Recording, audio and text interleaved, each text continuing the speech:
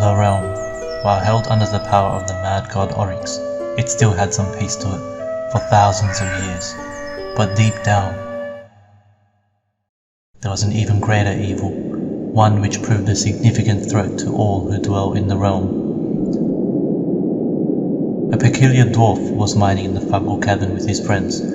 Mining continuously, he split up from his group without even realizing. But before he did, he unknowingly stumbled upon a Crystal Cavern. Curiosity made him venture deeper. And at the heart of the cavern shone a powerful crystal entity.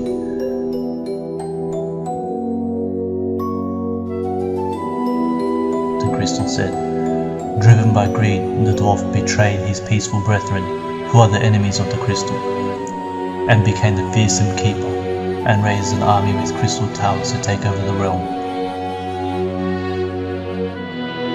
It is up to the heroes to take him out and stop the crystal entity from conquering the realm.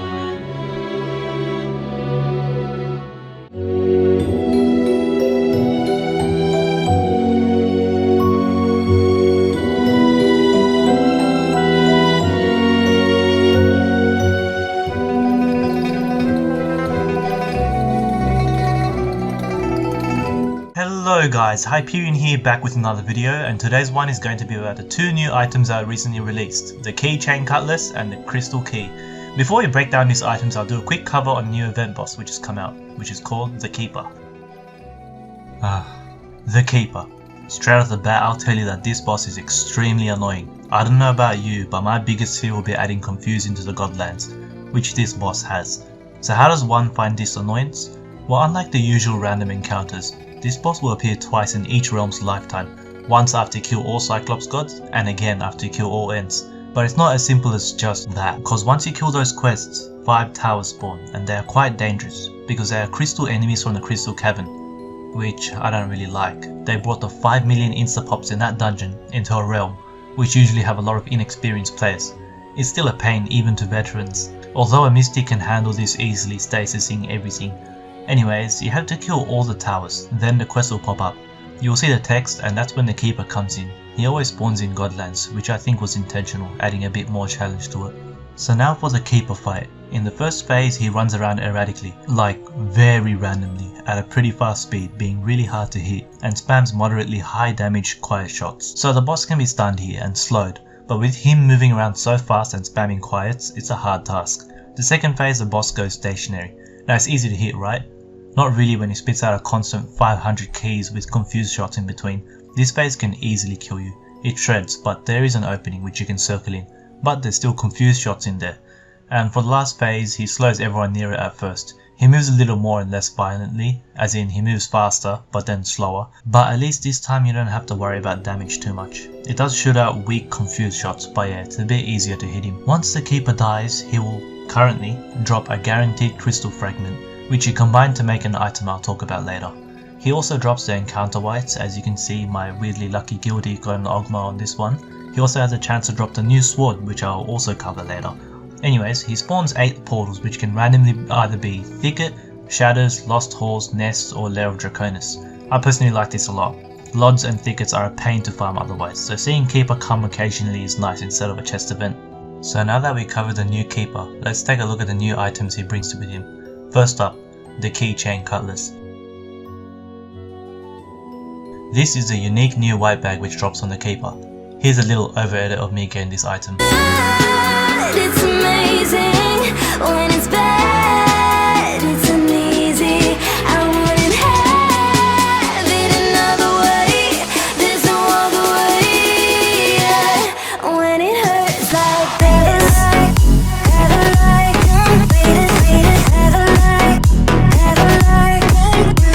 my overall statement for this item is that it's heavily underrated. It's not near the best sword, but it's great. Let's take a look at its stats. The sword does a very spread out 20 to 475 damage, like the Spirit Dagger, but a bit more crazy. This sword also bumps up some of your stats. It gives 50 mana, 5 vitality and 3 defense, which is pretty nifty, and the sword shares the same 3.5 range with Acclaim. It also has a 5% fame bonus. So how good is this sword really? Well, given the shots vary from almost no damage to almost the highest damage there is, it depends if you're a lucky guy or not. Okay, realistically getting spikes of only top damage or only minimal damage is rare, but I'll tell you now, you will often hit for at least 100 damage. In my experience, you'll hit 180 to 475 damage more often than 20 to 180 damage. Let's compare it with a claim on the DPS calc. Okay, well, that sucks. Well, it's pretty much the same, I'll tell you, from looking at the DPS calculator before, but slightly lower on higher defenses, depending on your luck. And yeah, doesn't that just make it a worse acclaim? I personally don't think so, as it gives a decent 50 mana and 3 defense too, which is a really nice bonus on the paladin. The little defense actually works on the paladin. The bonus MP allows for more seal spamming, and also the paladin's damaging buff help alleviate the sword's weaker shots and skyrocket the stronger shots. You can see here that in the Godlands it's doing okay, just like an acclaim. It performs averagely in terms of damage, just like an acclaim, but it gives bonus stats, making it a little better in a way. So it's not necessarily trash as many players say, or else acclaim will be trash, but it's not excellent either. I do like using this weapon myself, just cause how random the shots are. I want to see how big or how small the numbers get. Like look at this, 1 damage, and this, 1100 damage. Nice. Now over to the crystal key. Heh, look at this item. What is it? Yeah, that's right, it's a damn ring. This is the most odd looking ring, I mean ugly. To get this item you must collect 30 crystal shards from the keeper, and instead of turning it into the tinkerer, you just consume it. Here is yet another over edit on this item's acquisition. What you do, restless every time we start looking as a You thought I was gonna over-edit it? So off the bat it gives a juicy 6% fame bonus. The stats are 50 HP, 4 defense and 3 dexterity. Weird or worse expo, but like the other new rings Deca has added lately, such as the entropy reactor and the crystallized mist, it has a responsive effect. For this one, when you get hit, there's a 10% chance of releasing a key nova dealing damage and status effects. So the nova is pretty much 10 keys coming outwards at around 4 range, dealing 100 damage each.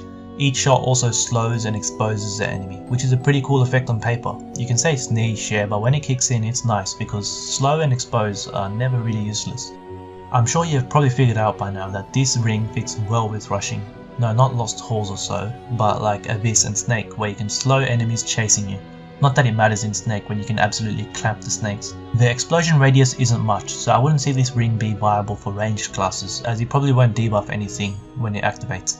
And if anything is within 3 range of you, you're probably in big danger and slowing won't help much there. However, it is cool on low range tanky classes, as you can now make the samurai a little more useless by having your own easy to apply expose.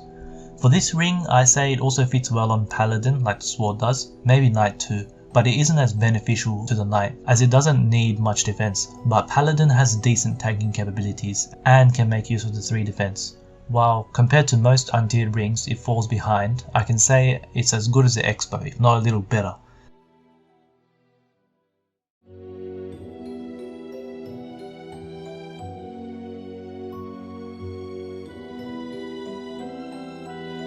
Another thing I'd like to point out is that it goes pretty well with the Keychain Cutlass.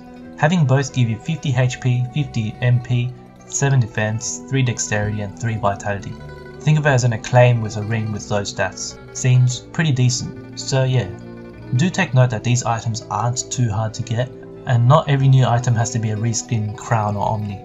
That's pretty much all I have to say about the Keeper and the new items. My favourite thing is that the Keeper drops not so accessible keys. My least favourite thing is the damn towers. Leave that instapop trash in the Crystal Cavern please. And my suggestion for the Keeper would be just to slap all the court dungeons in it instead of halls and shatters, since they get neglected hard. And maybe not so random key generation, maybe 4 specific keys first spawn and then 4 after. Well then again, this is an event enemy and not a permanent boss, so they'll probably change it around in the future. Anyways, hope you guys enjoyed the video, and if you did, be sure to